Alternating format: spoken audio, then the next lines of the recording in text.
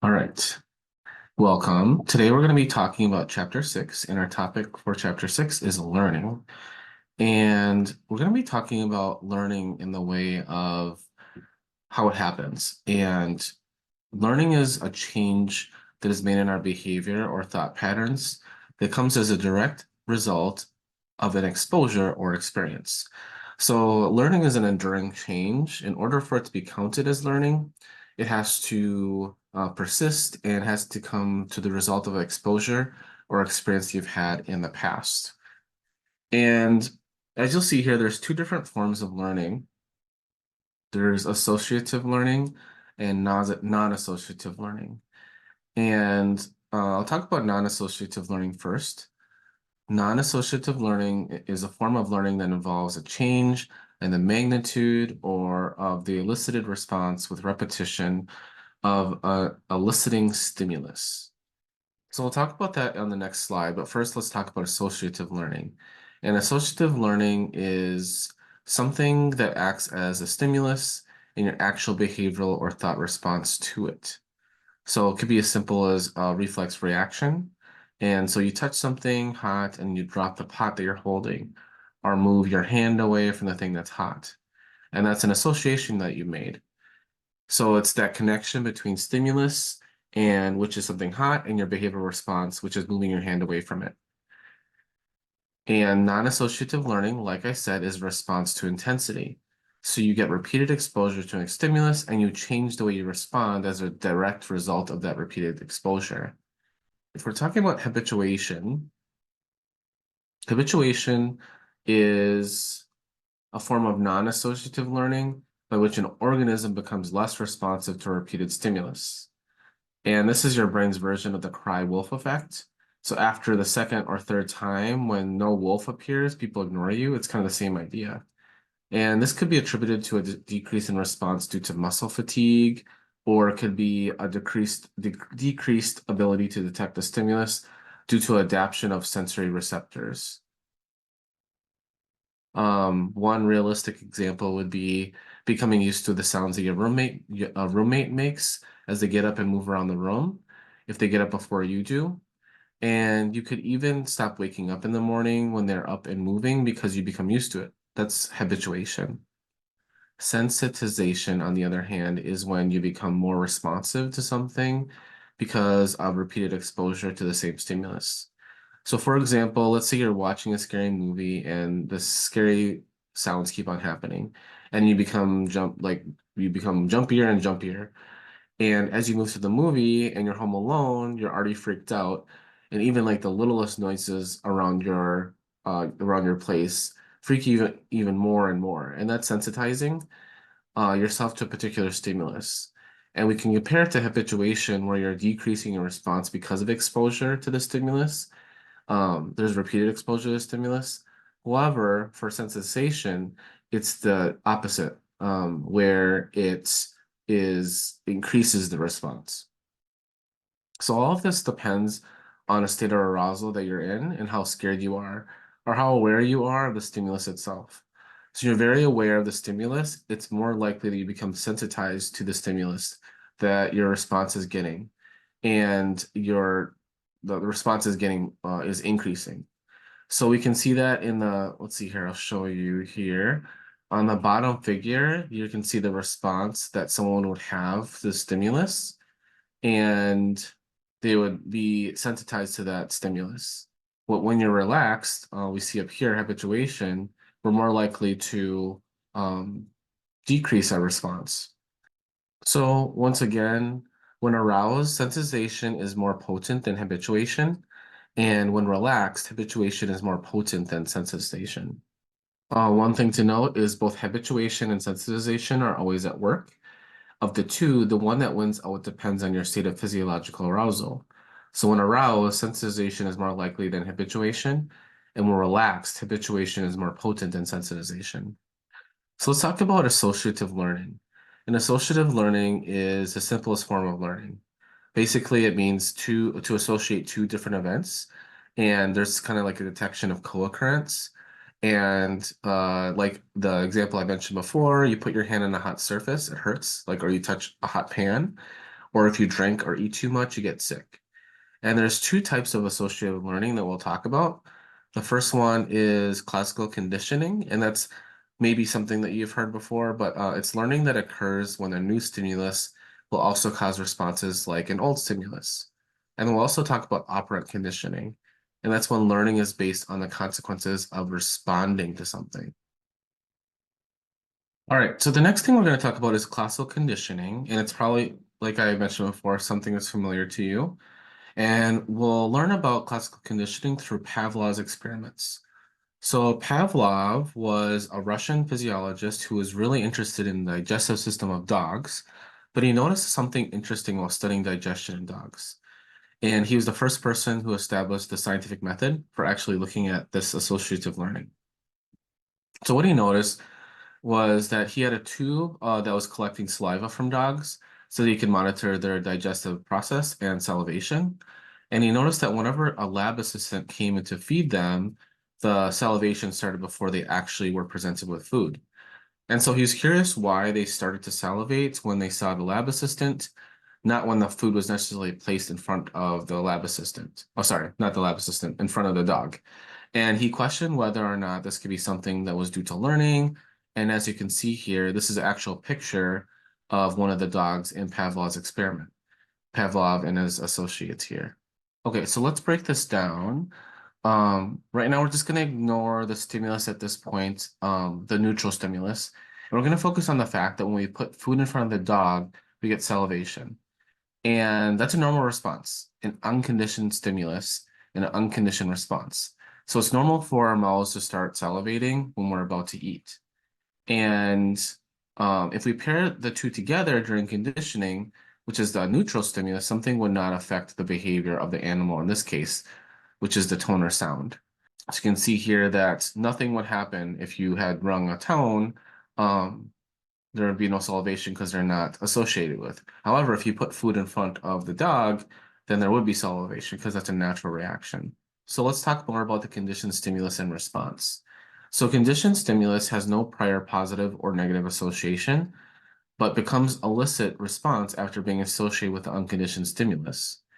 And the conditioned response is a response that occurs of the conditioned stimulus after association between the conditioned and unconditioned stimulus is learned. So as you can see here in the Pavlov's experiment, the specific sound with food, the dogs began to associate that sound with the food. So in the experiment, it was a bell. Pavlov preferred to use sounds that are a little bit easier to control, like a buzzer. However, they used a bell, and after the conditioning, the dogs learned that the bell was associated with the food presentation, and then the dogs would start to salivate.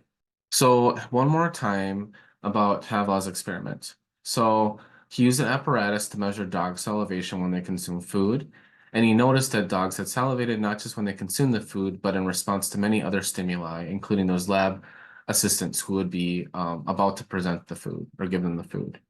And the dogs were learning that the specific condition was met, the food would arrive soon.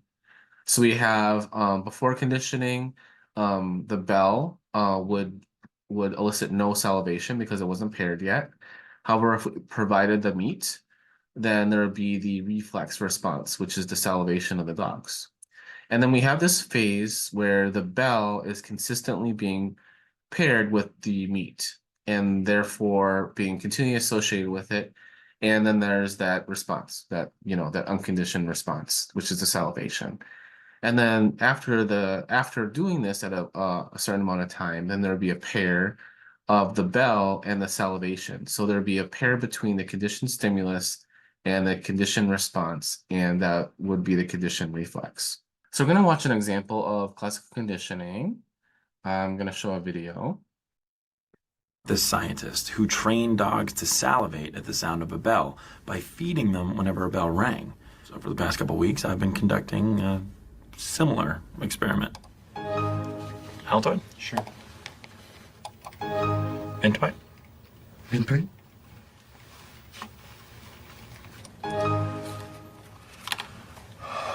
What? I don't know. My mouth tastes so bad all of a sudden.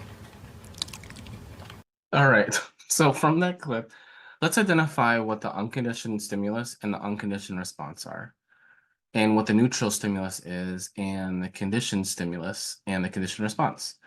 So let's pause it here if you need time to think about it, but hopefully you have a good sense of it in your mind. And it's very similar to Pavlov's experiment. So the unconditioned stimulus and the unconditioned response are the food, in the case, the Altoid, are mint, and the salivation that's happening, um, that's being produced in the mouth. And if you haven't had something minty in your mouth, then you might taste past food, and therefore your mouth might taste bad, which is why we saw that in the very end, where Dwight felt like he needed a mint, and that became the conditioned response, which is to salivate. And then in this case, in the video, to think that you need a mint, and that's what we saw there. So now that you're getting an idea of what unconditioned stimulus, unconditioned response, neutral stimulus, and conditioned response, what they are, I want you to pause the video and I want you to just take a look at these examples and figure out what are the different aspects of these examples when it comes to those terminology we just learned about unconditioned stimulus and response, and conditioned stimulus and response. So go ahead and pause the video and see if you can figure that out for these examples. Okay, and then the next thing that I want you to try is with a roommate, with a family member, or anyone who's with you, just turn to them and describe a time when you wanted to change someone's behavior, or just imagine a situation in the future where you may want to do so.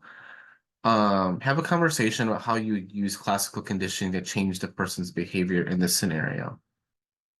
So you might want to pause the video here to do that.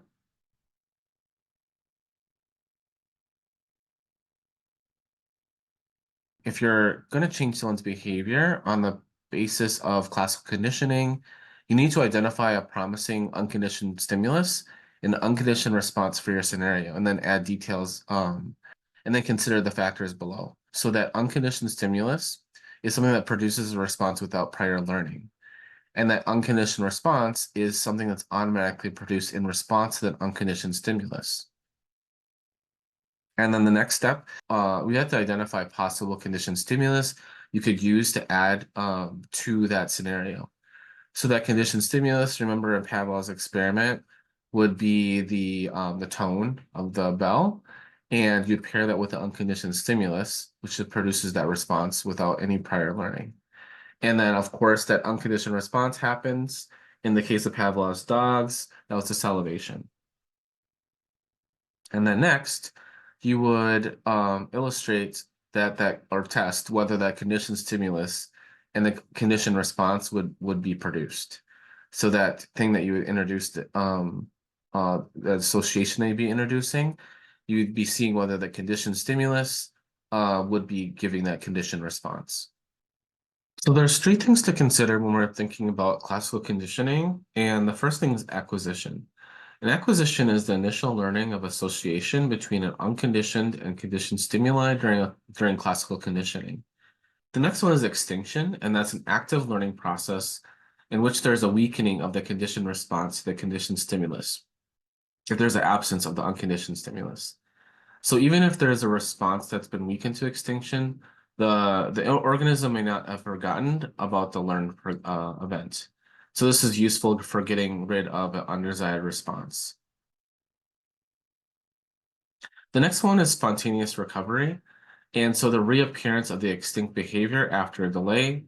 Some learning may never be completely forgotten, but simply suppressed. And relearning and association after extinction happens more rapidly than the original conditioning process. There's something called residual plasticity. So that means even after extinction, the neural networks of the learning persist and can lead to some of the conditioning once it's reintroduced. So when it comes to Pavlov's dogs during and after conditioning, at the beginning of the acquisition phase, learning increased rapidly, and more saliva was produced on each pairing of the bell and the food until it reached a maximum where the association was fully learned. So the dog had fully learned that the bell would be associated with being given food.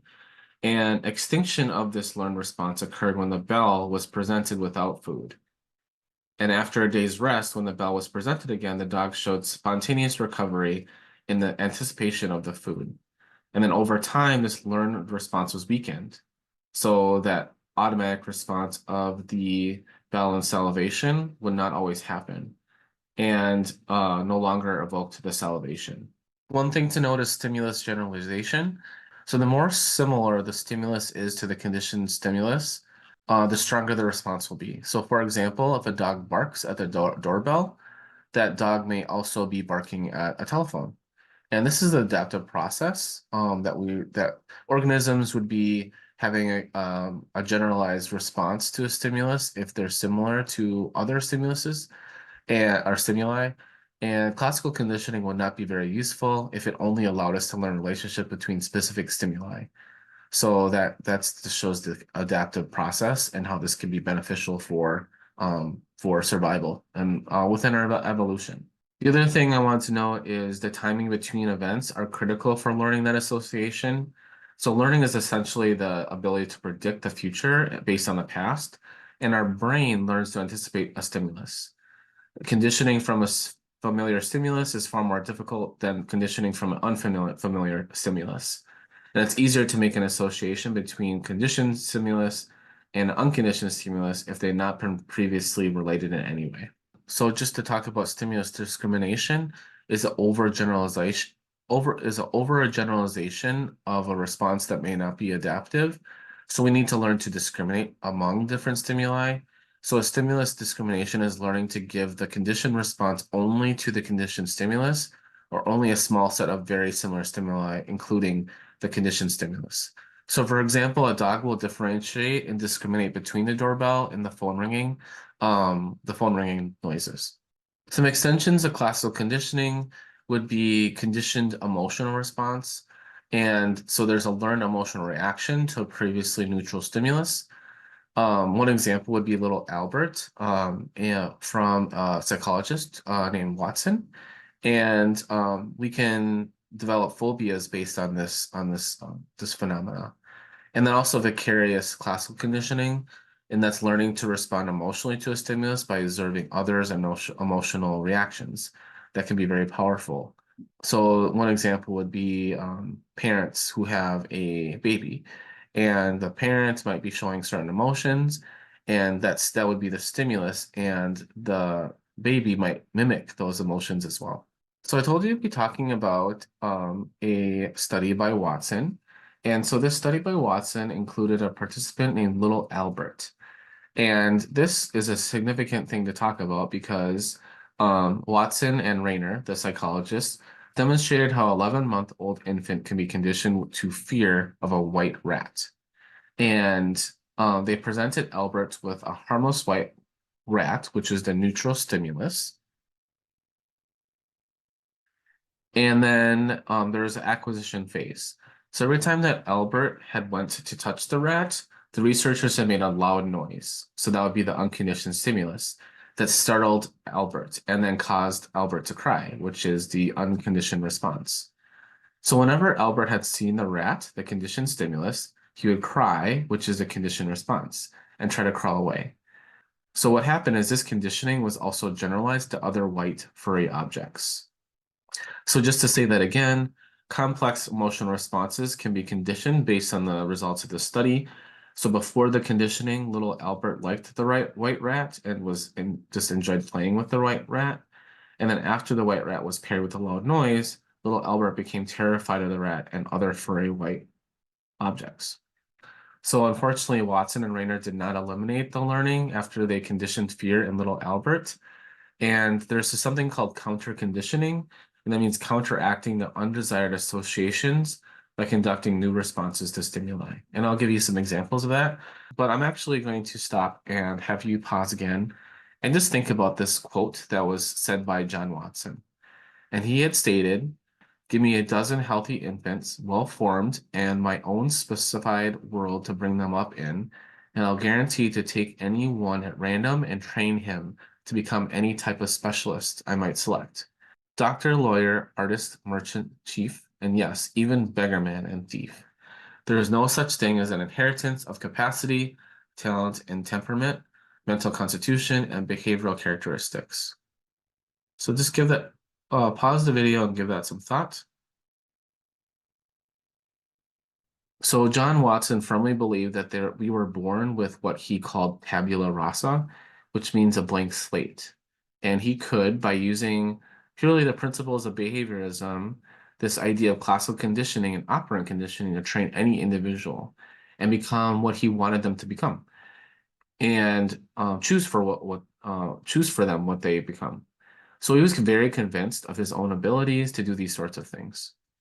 All right, so let's think about how these responses come about in the first place. So we have our unconditioned stimulus, in the case that it's a shock, and also it triggers something in the amygdala. And so we have that response going a little bit further than that, interacting with parts of the pituitary gland and the hypothalamus and different regions of the brain, and including the brainstem. So you can see that this type of anatomy of fear learning that we're talking about, and this would certainly apply to little Albert case as well, and how these fear responses come to be. So there are some things, however, that are biologically predisposed to allow pairings, and some things that will just not pair together. So our brain is really good, it's really keen at identifying things like that.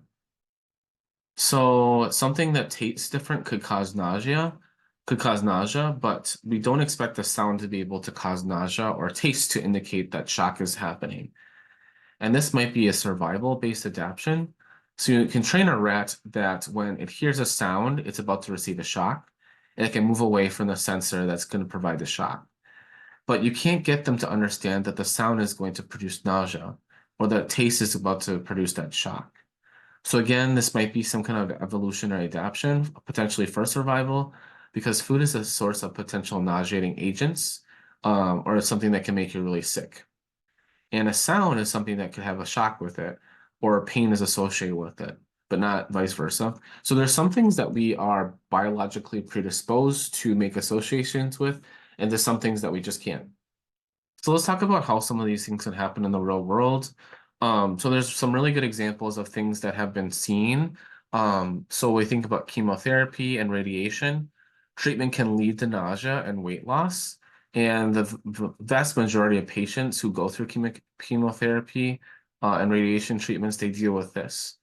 And one thing they frequently do is ask patients to pair something, a food that they don't like, something that they could put to associate the smell and taste with the nausea. So research has looked at something like this, and they found that if they give patients a scapegoat, so one common thing, I guess, would be something called root beer ice.